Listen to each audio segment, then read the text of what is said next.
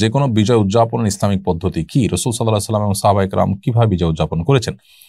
যে কোনো বিজয় যে কোনো আনন্দে একজন ঈমানদার আল্লাহর কাছে কৃতজ্ঞ হবেন, অহংকারী হবেন না। তিনি অহংকার প্রদর্শন না করে বরং সিজদায় লুটিয়ে পড়বেন, সিজদায় শুকর আদায় করবেন। এছাড়া আল্লাহ তাআলা বলেছেন, ইদা জাআ নাসরুল্লাহি ওয়াল ফাতহ, যখন আল্লাহর সাহায্য এবং বিজয় আসবে, ওয়া রাআইতান নাসা ইয়াদখুলুনা ফি দীনিল্লাহি আফওয়াজা, এবং মানুষকে দেখবে দলে দলে আল্লাহর দ্বীনে প্রবেশ করছে, অর্থাৎ বিজয়ের আলামত যখন দেখতে পাবে।